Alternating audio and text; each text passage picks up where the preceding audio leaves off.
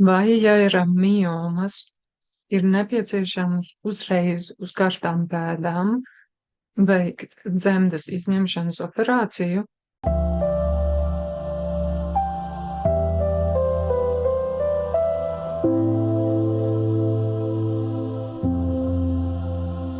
Ja kādreiz sastopies ar šo situāciju, atceries, ka lēmums nav jāpieņem uzreiz.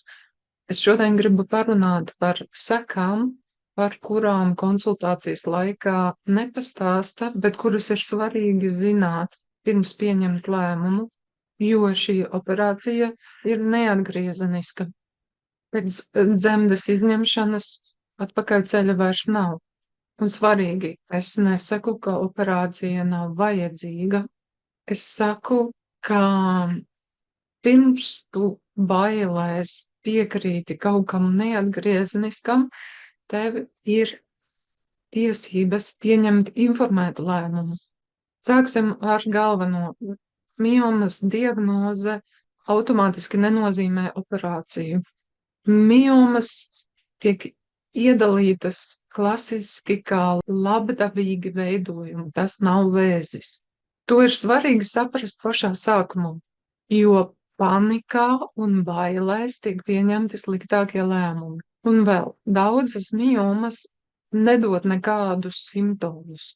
Un arī klasiskajā medicīnā ir pieeja novērot un gaidīt, īpaši, ja nav smagu simptomu. Tas nozīmē, ka ja vien nav šie smagie simptomi, tad laiks ir ar tevi, nevis pret tevi.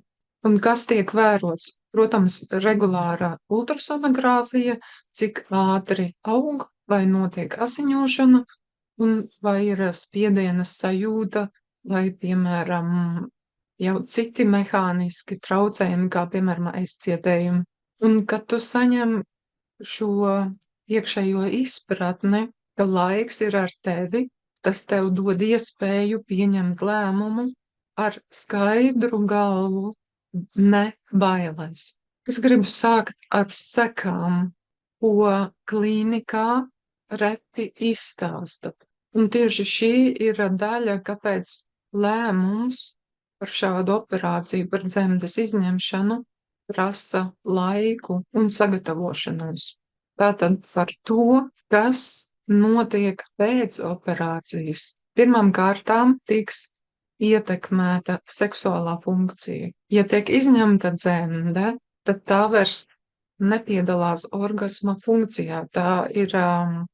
Dzemde ir atbildīga par dziļāku orgasmu pieredzi. Un arī dzemdes kaklam ir nozīme šajās sajūtās. Operācijas laikā dzemde tiek izņemta. Un to ir svarīgi zināt īpaši jaunām sievietēm un sievietēm, kuras vēl dzīvo aktīvu seksuālo dzīvi, jo šī sfēra mainīsies neatgriezeniski. Otrkārt, ja dzemde tiek izņemta, tad tīri fizioloģiski pazūd šī struktūra, kas ir starp urīnu plūsli un zarnu traktu. Un sanāk, ka zarnas uzgrūžās virsū urīnu plūslim, un ja vēl ir vāja iegurņu pamatas muskulatūra vai traumēta vai bišķi smagas dzemdības, tad pēc dzemdes izņemšanas var pastiprināti sākties urīna un fēču nesaturēšana un pat smagākos gadījumos zarnu izslīdēšana. Tā jau ir, smagi, tā ir ļoti smaga situācija, ka cilvēkiem pat grūti iziet ārpus mājas. Tātad dzemde nav tikai orgāns, kur aug bērns vai kas atbildīga par orgasmu, bet tā ir tīri mehāniski iegurņa atbalsta funkcija. Un, kad dzemde tiek izņemta, šī konstrukcija mainās. Un tas nav tikai mans minējums vai kāda spekulācija, ir pētījumi, pat viens pētījums, kas aptver vairāk nekā 500,000 sieviešu, parādīja, ka pirmajos 10 gados pēc dzemdes izņemšanas šādas problēmas pastāv, bet pēc 10 gadiem iegurņu orgānu izkrišana. Tāpēc pirms tu piekrīti, ir svarīgi šīs lietas saprast, izpētīt un skatīties, cik vispār spēcīga ir ieguņu pamats muskultūra. Trešais svarīgais iemesls - psiholoģiskā puse un attiecības. Jā, šāda operācija tiktu veikta narkozē, protams, bet daudzas sievietes ir cieši saistītas caur dzemdi ar sevis izjūtu, ar sievišķību. Ne tikai ar bērnu radīšanu, ar radošuma centru. Un tās zaudēšana var izraisīt neizskaidrojamas sekas, pat ja galvā šķiet, ka viss ir loģiski. Tas var izraisīt depresiju, trauksmi, sevis izjūtas maiņu. Speciālisti to sauc par ķirurģiskās traumas emocionālajām sekām. Ir vēl viena lieta, ka pat ja sieviete ir narkozē un pašas operācijas laikā neko nejūt, tā ir vardarbība pret ķermeni. Un lai arī neapzināti, bet ir sievietes, kas vēlāk to piedzīvo kā vardarbību. Kaut kas, kas izdarīts ķermenim bez viņu piekrišanas. Īpaši, ja lēmums ir pieņemts bailēs un steigā. Un šī trauma var izpausties tieši tuvības brīžos. Jeb tuvība var kļūt par emocionāli nepatīkamu procesu, īpaši, ja iztrūkst orgasms. Tāpēc šāda operācija ir ne tikai medicīnisks jautājums, bet arī attiecību jautājums. Un svarīgākais, mēs šādu operāciju nevaram padarīt atgriezenisku. Ja mums, piemēram, izņem zobu, mēs varam ielikt implantu, bet visas dzemdes izņemšanu nevar atsaukt. Tāpēc šāds lēmums pelna laiku un apzinātu piekrišanu un informētu lēmumu. Nevis bailēs ātri parakstītu līgumu. Tajā pašā laikā es gribu uzsvērt, ka ir situācijas, kad operācija patiešām ir nepieciešama. Un tas ir tad, ja ir smagi simptomi. Nekontrolējama asiņošana, kas noved pie anēmijas, miomu strauju augšana, strauja un netipiska augšana, un ja ir aizdomas par ļaundabīgiem procesiem, vai arī, ja ir mehānisks spiediens uz urīnu pūsli, vai mehāniski mioma nosprosto zarnu traktu, un šis spiediens ir nepanesams. Ja ir šādi smagi simptomi, tad tiek uzskatīts, ka pēc menopauzes miomas vairs neaug. Un ja notiek strauja miomu augšana, arī pēc tam, kad mēneša reizes ir apstājušās, tas arī noteikti ir sarkanais karoks, kad ir jāvēršās pie ārsta. Tātad šie bija simptomi, kad tiešām ir jārīkojas tajā pašā laikā skaidri apzināti. Un vislabāk vēl ar 2., 3., 4., 5. viedokli. Un tagad jautājums, kas maina visu. Ja izrādās, ka mioma ir jāoperē, tas nenozīmē, ka ir jāizņem visa dzemde. Parasti miomu ir iespējams izgriezt un dzemdi atstāt vietā. To sauc par miomektomiju. Sieviete saglabā dzemdi, auglības orgānus, kas ir daļa no viņas ķermeņa uzbūves. Otrs punkts, ko varētu teikt, mioma ir par lielu, ir jāņem ārā visa dzemde. Paklausies, ir dokumentēti gadījumi, kur ķirurgi izņēmuši vairāku kilogramu smagas, milzīgas miomas un dzemdi tik un tā saglabājuši.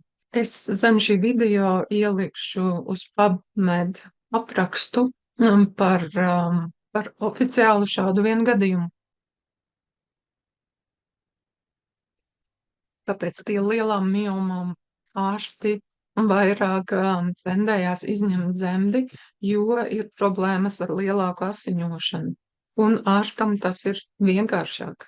Bet, ja mēs padomājam par sekām, kas ir pēc operācijas, ja izņem visu dzemdi, tad priekš sievietes tas noteikti nav vienkāršāk. Priekš dzīves kvalitātes, kas pēc tam, jeb dzīves nekvalitātes, kas pēc tam sekos.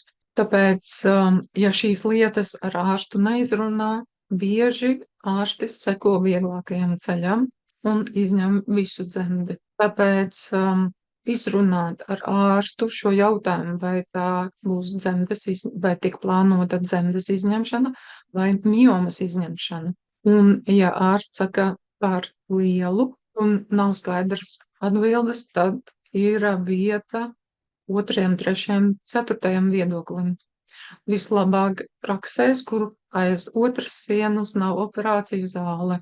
Un ir vēl viena lieta, kas jāņem vērā, ka pārāk steidzamas diagnozes ir patiešām, diemžēl, reālas. Ir dokumentēti materiāli, ka dzemdas izņemšana tiek veikta biežāk nekā medicīniski nepieciešams, un ka neatkarīgs viedoklis samazina nevajadzīgas operācijas. Tā nav sazvērestība, tā ir vienkārši tas, kā darbojas stimuli medicīnā, īpaši mazā tirgū. Ja ir maz iedzīvotāju, maz prakses, tad operāciju zāles kaut kā ir jānoslogo. Un tieši tāpēc ir svarīgi domāt līdzi un runā ar ārstu par to, izrunājiet visu.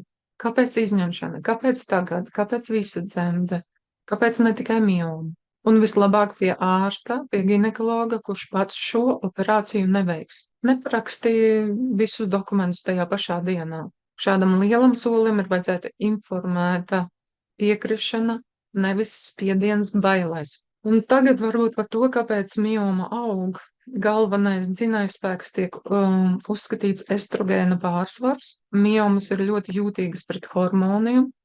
Tās aug, kad organismā ir estrogēna dominance, un īpaši pirms menopauzes. Pēc menopauzes, kad estrogēns dabiski krītas, tās parasti vairs neaug un bieži sarūg, un jaunas parasti vairs neveidojās. Bet problēma ir tā, ka mēs esam pārsvarā caur vides faktoriem pakļauti sintētiskajiem estrogēniem, kas šo situāciju var uzturēt. Tāpēc, skatoties uz atbalstošu terapiju, uzdot šo jautājumu, kas notiek, kāpēc manā ķermenī ir estrogēna pārsvars. Un uz šiem jautājumiem mēs par tiem dziļāk runājam, diskutējam. Atbildība tāpat ir tavās rokās vienmēr, bet mēs par to runājam, diskutējam holistiskās veselības skolā. Un vēl viens iemesls, ko ir vērts apskatīt, par ko oficiālā medicīnā klusē, ir parazitārā slodze kā viens no faktoriem veidojumu attīstībā. Es redzu to kā virzienu, kuru ir vērts izmeklēt un neignorēt, un, protams, arī nemesties uzreiz kaut kādās trakās pretparazitārās kūrēs, bet atrast terapeitus, ar kuriem individuāli var šīs lietas risināt tālāk. Un tagad svarīgākais jautājums, ko darīt? Tad pirmais mēs saprotam, kāpēc statistikas tā nav tāda situācija, ka tev vairs nav laika. Tev ir laiks apkopot informāciju, pārbaudīt un vērot, novienoties ar ārstu par regulārām kontrolēm un ņemt vērā, ka panākums ir arī tas, ja mioma vienkārši neprogresē.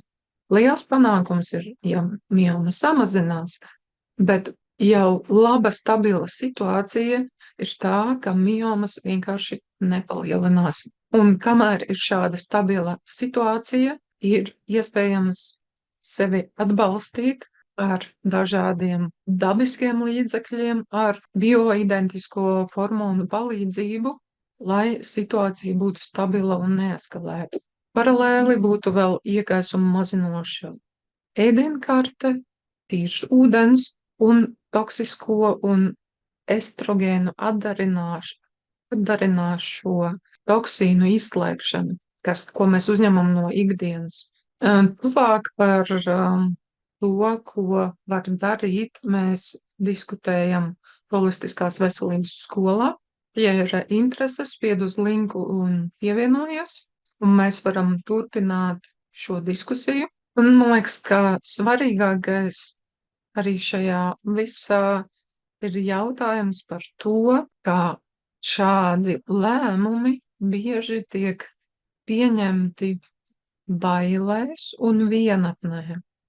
Man liekas, tas ir viens no lielākajiem izaicinājumiem mūsdienās, kad nav ar ko parunāt. Iedomājies, tu vienkārši dzīvo, nav nekādu simptomu, aiziet uz ultrasonogrāfiju un tev saka, mioma. griežam ārā dzemdi. Ja? Tāpēc svarīgi ir runāt, pētīt un pieņemt apzinātu lēmumu. Šajā vietā ir kat priekš publiskā kanāla, bet es šo video turpinu tagad priekš holistiskās veselības skolas dalībniekiem.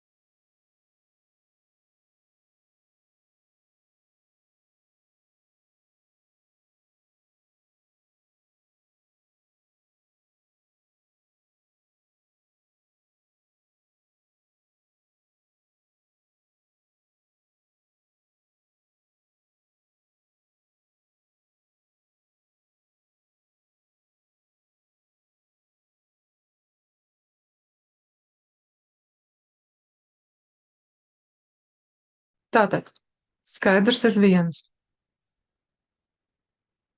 Klasiskā medicīna ir palīdzība krīzes situācijās, un mēs viņu nekādā ziņā nenoliedzam.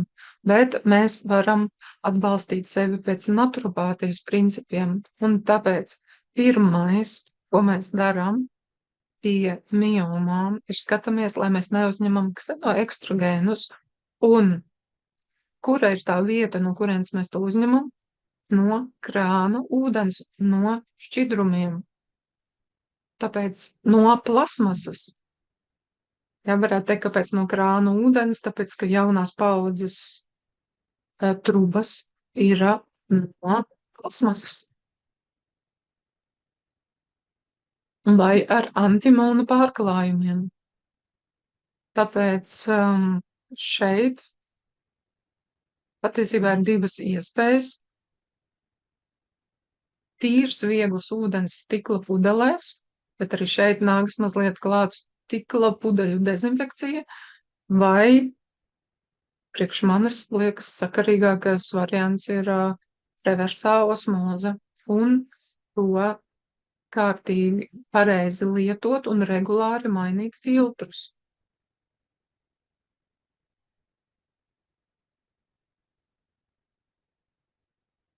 Otrā lieta - iekaisumus mazinoša ēdienkarte. Receptes tev ir pilns Classroom īpaši pievērs uzmanību tām, kas ir ar kurkumu, vai arī uzdod jautājumu zem šī video.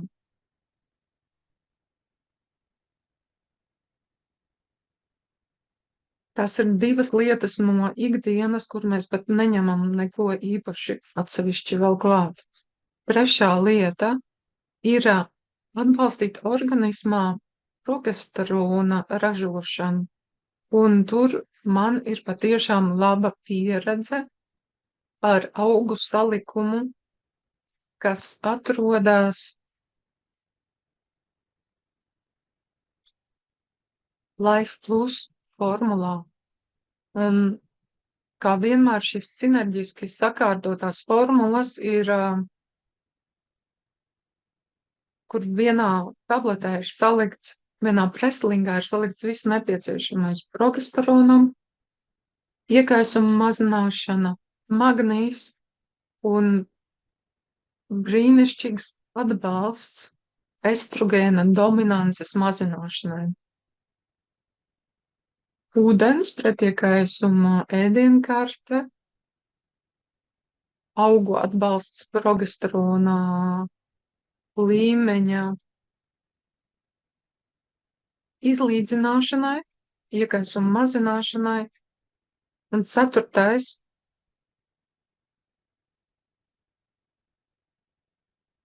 ir sevi pierādījušas rīdzeneļas kompreses kopā ar antiparazitārām ēteriskajām eļām. Visu sarakstu es uzlikšu apakšā zem šī video, jeb Classroom sadaļā. Paralēli, ja mēs skatāmies no Latvijas augiem, piemēram, raspodiņš būtu ideāla tēja, protams, tīrā ūdenī, ja ir piemeklējušas miomas. Un tagad divas lietas, viņas nāk noslēgumā, bet tās ir svarīgākās vispār. Pie frekvencēm ir speciāla čipkarte, kas palīdz mēnešreižu regulācijai un kuru liek ar elektrodiem uz iegurņu. Un ar šīm, un ja ir nepieciešams turēt kontrolas situāciju, tad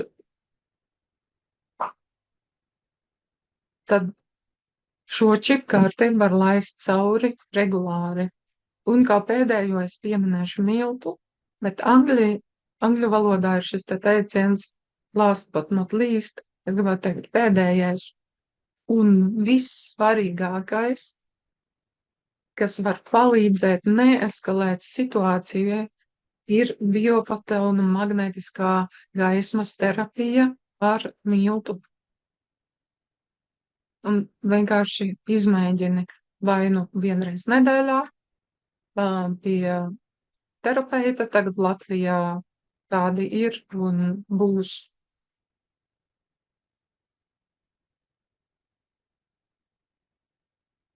Tagad Latvijā viena fizioterapeite Undīna strādā jau ar miltu. Ir viens miltas aparāts, lielais miltas aparāts arī Mārupē. Un no rudens arī Elīna Valmierā plāno strādāt ar miltu un tieši koncentrēties uz ginekoloģijas aprūpi. Un vai arī otrs variants ir, ka ņemt mazo miltas aparātu nomā no manis. Ja tu esi šeit holistiskās veselības skolā, to ir iespējams sarunāt ar atsevišķu maksu, protams.